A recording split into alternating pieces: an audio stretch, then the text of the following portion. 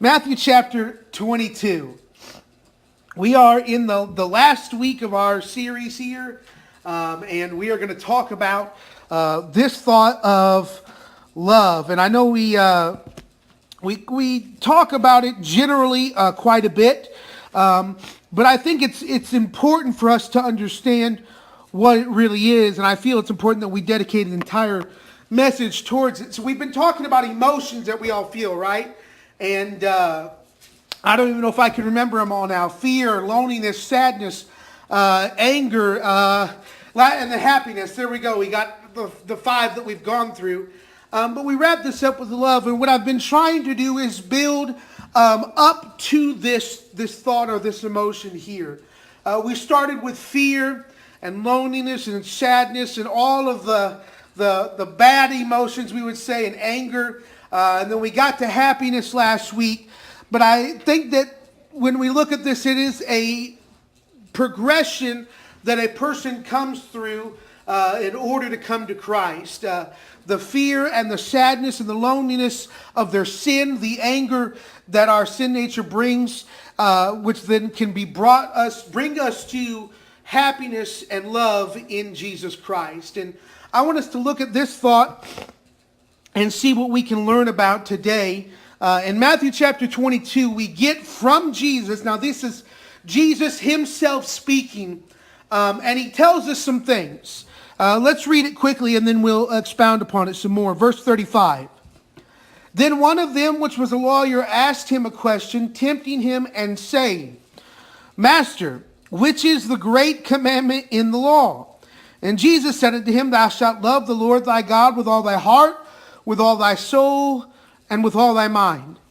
And this is the first and great commandment. And the second is like unto it, Thou shalt love thy neighbor as thyself.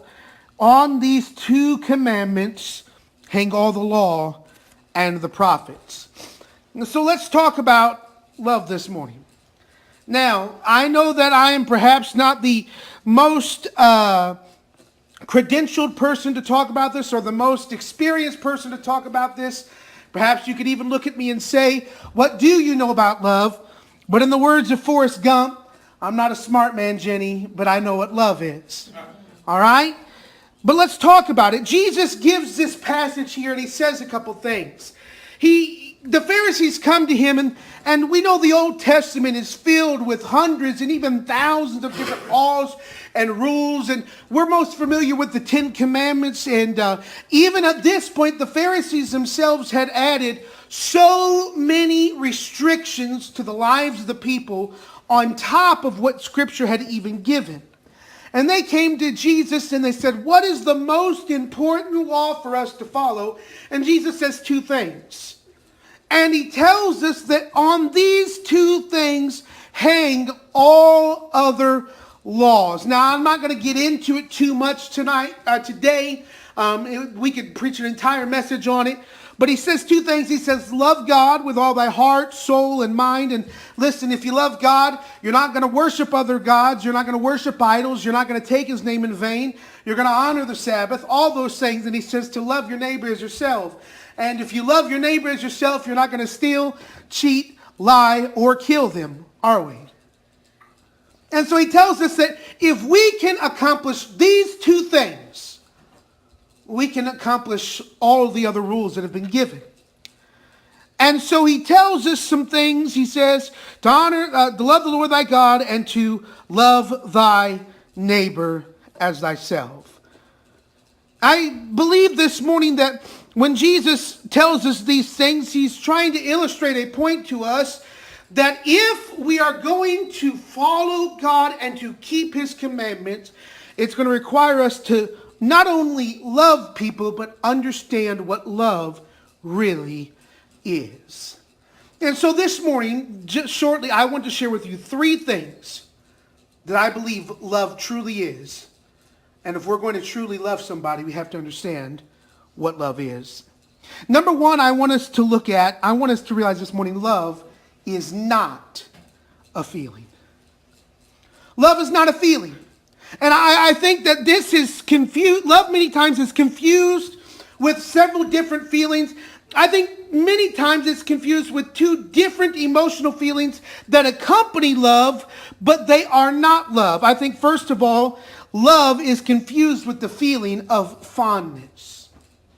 We can feel fond towards somebody and like them and want to be around them, but that's not truly love. And I think the second thing is attraction.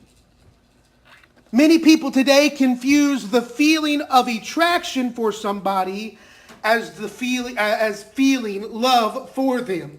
I cannot tell you how many times I heard as a youth pastor and even myself, and you can probably relate to it as yourself as well, that I would hear young girls and young guys, and I can even admit to it myself. I would see somebody and they would be very pretty and very attractive, and I would say, I really like them. But I didn't even know them. I mean, how many times, man, I maybe talked to them one time, but because they were pretty, I was in love. I hear all the time, young people would come in and they would say, Pastor Hamilton, when I was youth pastor in Wyoming, they would say, I met this boy and they might even have gone out on a date, but they said, I'm in love with him. And I think you're 15, how can you be in love with somebody?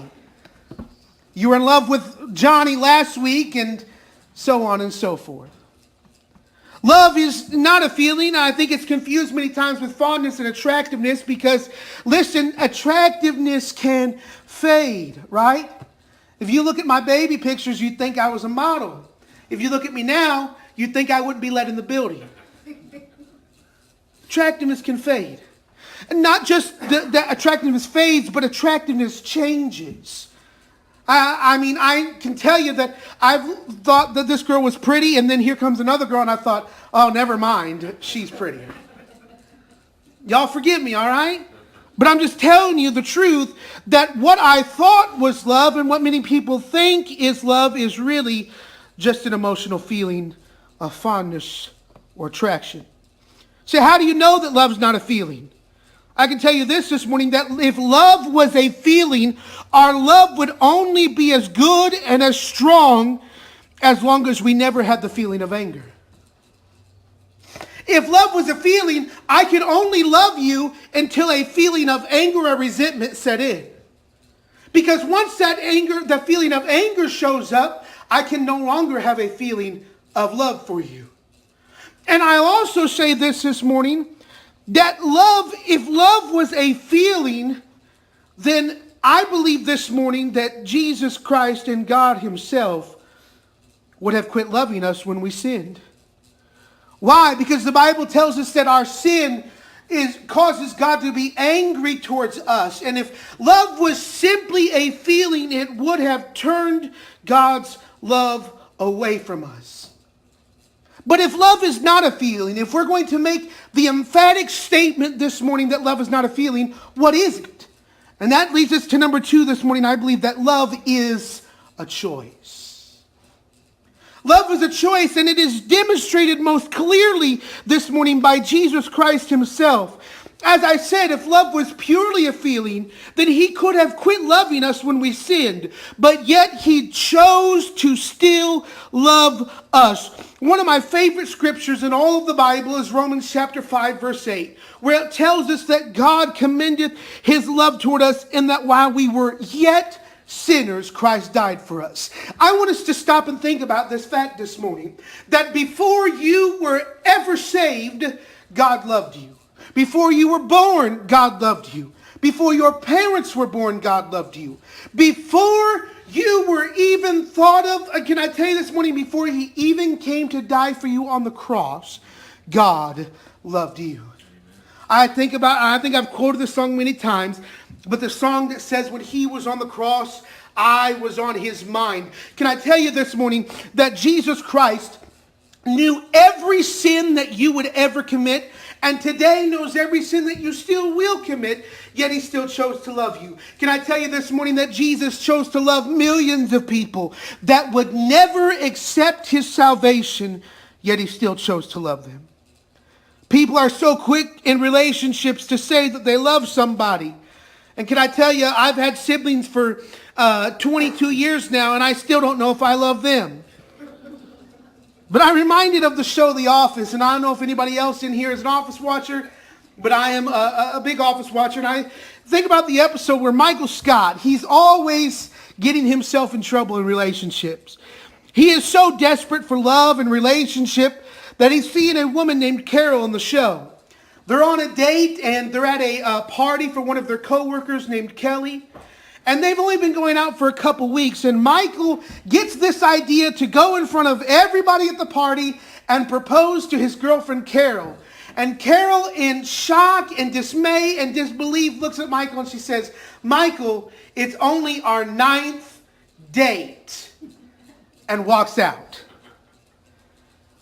Michael's spontaneous decision came because he didn't understand what love really was. He looked around at all these other married couples. If you watch the episode, it leads up to him talking to all these people who are married, and they're talking about how great their marriage is.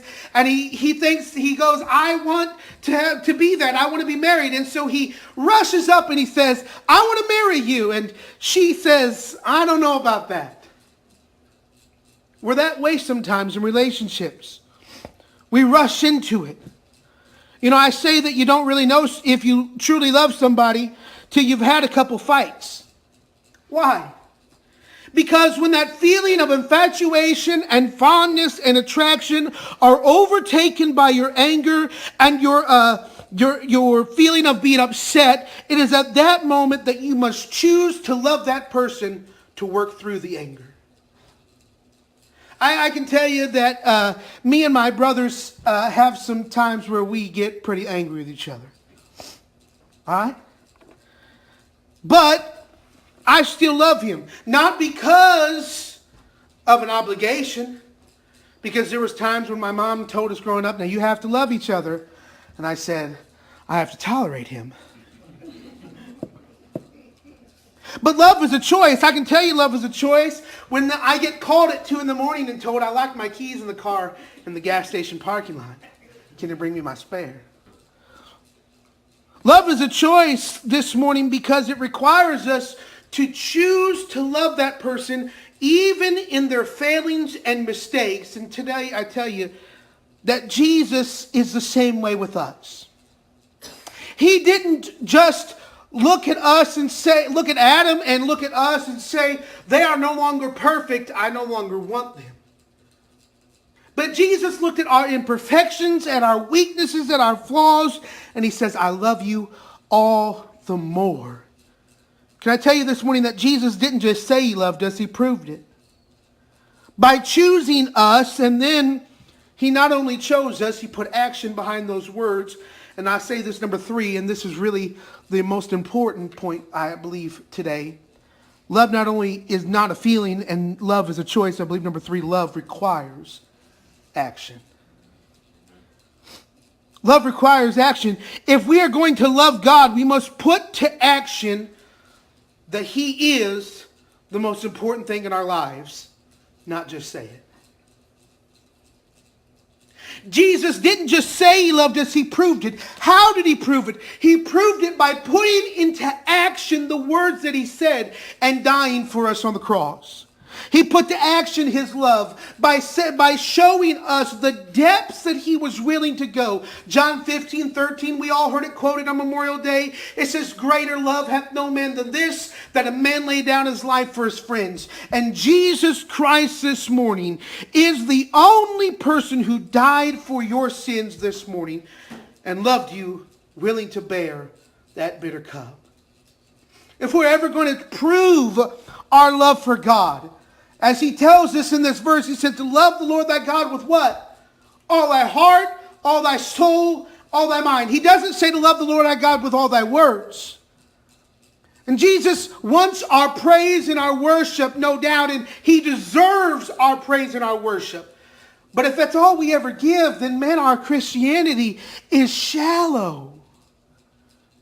If all we ever say is that we love somebody, but we don't ever show it, how do they know whether or not we truly love them? I mean, if I'll give you this example. My parents could say they love me all they want. But if they didn't continue as I was a child to provide for me, if they didn't now still help me and embrace me and guide me, would they really be showing that they love me? Would we as friends, if you had a friend, if he says, man, I love you, you know I'll be there for you anytime you need it. And we hear that a lot, especially when people die or when we're faced with people say, whatever you need, you just let me know. But if someone says, whatever you need, just let me know, and you say, hey, I need something, and they don't come through, what's that going to cause you to think? But I tell you this morning, I believe this. If we do not put to action the words that we claim to love God, then do we really love God? If we do not love God with all of our heart, and that means this morning making sure that there is no other thing in our heart's desire in front of God.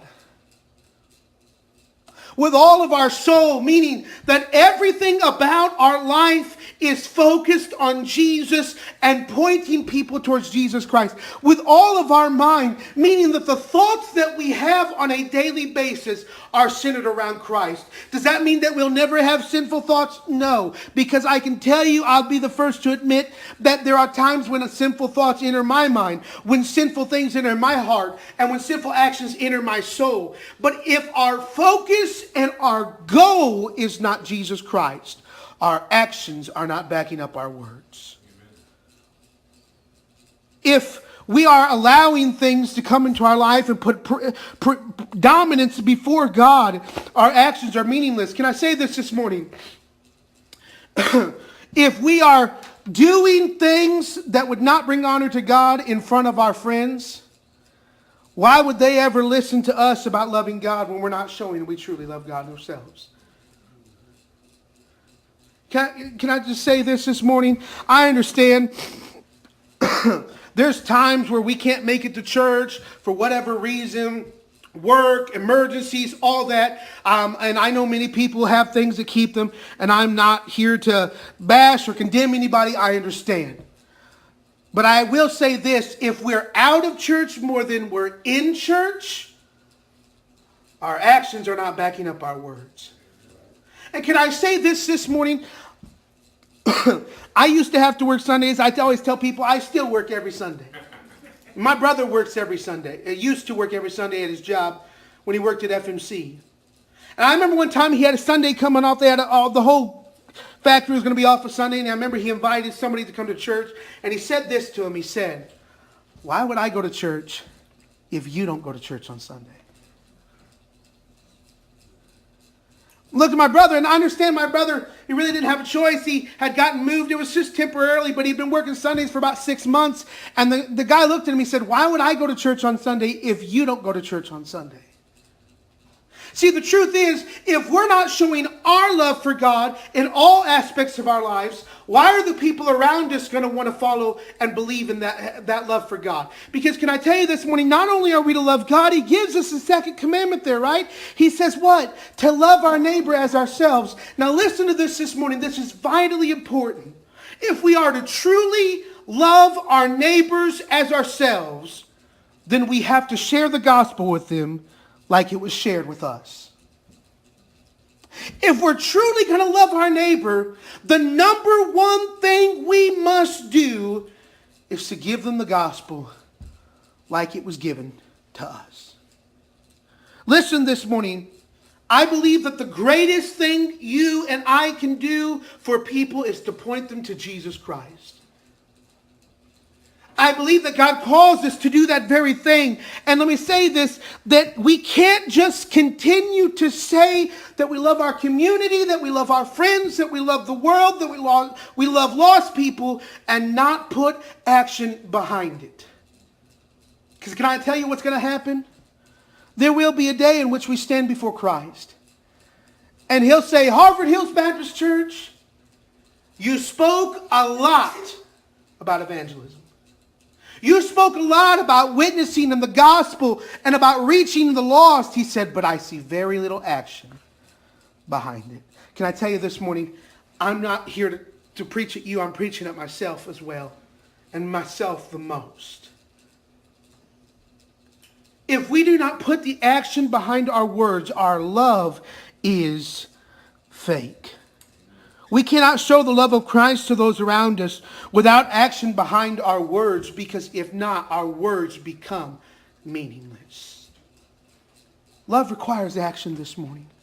It requires it in all aspects of our life. As a father, as a mother, as a grandparent, as a child, as a friend, as a sibling, in all of these relationships that we have in our life, it requires action. It requires us to show that our love is real. Can I tell you this morning that the greatest example that we ever have been given is the love that Jesus has for us. The example of the choice and the action that he put forth for you and I. That he came and he died and he rose again for our sins. Can I tell you this morning that the most important thing that you can do in your life is to accept Jesus Christ as your Savior?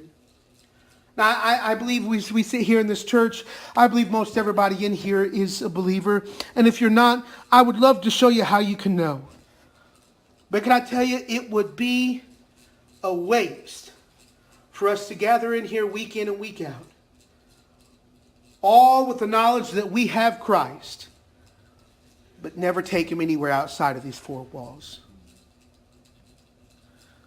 I put up a video this last week. I don't know how many of you saw it. It was entitled Making Disciples.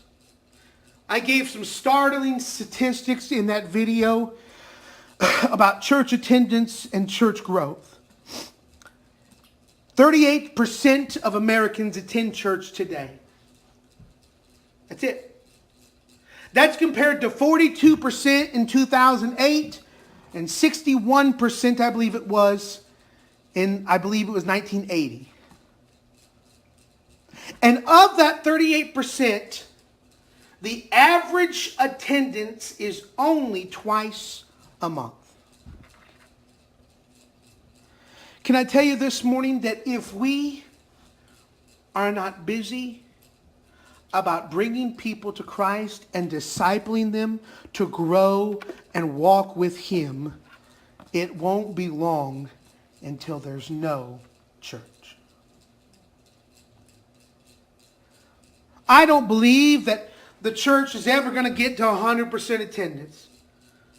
I don't think that we'll ever see in our lifetime a resurgence and a nation that as a whole serves God. But can I say this? That doesn't mean that we should just sit on the sidelines and give up. I believe this morning that there are thousands of people waiting to hear the gospel. There's a survey done. I read this just this morning and doing my final preparations before service. A survey this morning done of thousands of adults from all over the country. They said this: if you were to, what is keeping you from attending church? And many of them said just unfamiliarity, nervous, scared, haven't been in a long time. And then they asked them this question. They said, what is the most likely thing to get you to go to church? 86% said, if a friend would invite me to church. 6% mailers, 4% TV commercials, 7% social media invites, and all those things are great, but can I tell you, none of them will ever be as important or as effective as a personal invitation from a friend. I can do all the things that I can come up with to try to get people to come to church. But at the end of the day, if you and I are not carrying out the great commandment of Jesus Christ to show others his love, we are failing. And if you and I aren't on a daily and weekly basis pointing others to Jesus Christ, how can we say we truly love them? Well, I'm not trying to be mean or to offend anybody this morning, but I think it needs to be said that if we are not telling others about Christ, we're practically telling them that we don't love them. I'll close with this. I remember reading a book, and I don't even remember the name of the book or who wrote it now. I was in high school, and so my memory is about as bad as a 90-year-old man, okay? So I don't remember. But I remember this one part. He said, I picture when I stand before God a lot like this. He says, I imagine that I'm going to stand before God and I'm going to hear, good job for some of the things I've done. And then I'm going to hear a lot about all the failed and missed opportunities that I had. And then he says this, he says, a little bit later is going to come the great white throne judgment of all the unbelievers. And he says, I believe, and I can tell you this, I believe this as well. He said that he believed that we would be with Christ during that judgment. I believe that we'll be there as well. And he says, I believe that every person that I had an opportunity to witness to invite to church, to tell about Jesus, that as they come before God to be cast into hell, he says, I believe I'm going to have every memory of an opportunity I had and didn't take. And he says, I think God's going to make me stand there and watch as he judges them for their sin and for their lost soul. He says, I don't know, he says, but I imagine God will look at me after each and every one and say, their blood is on your hands. I remember reading that book and that passage, and I remember thinking, oh, I hope that's not how it goes. But can I tell you this morning, I have a feeling it's going to go a lot like that. We have a responsibility, we have a requirement, and we have a gift to share. And if we don't, our words are meaningless this morning. Because what is love? It's a choice. Hey, listen, it's real easy not to love the homeless, the drug addicts, the wicked and immoral people of our day. But can I tell you this morning, we've got to choose to love them anyway and take the gospel to them. Because can I tell you something? That it's only the gospel that can pull them out of that undesirable and wicked lifestyle. So what is our decision this morning? What is our choice? Will we just be another church that sits around and talks about our love for the lost and love for the world? Or will we put action behind our words and say, God, help us to reach the lost? Oh, it's going to first take us to conquer all of our emotions. We can't go in with fear. We can't go in with anger. We can't go in with sadness. We've got to go in with the love and the happiness that Jesus Christ can offer. Sister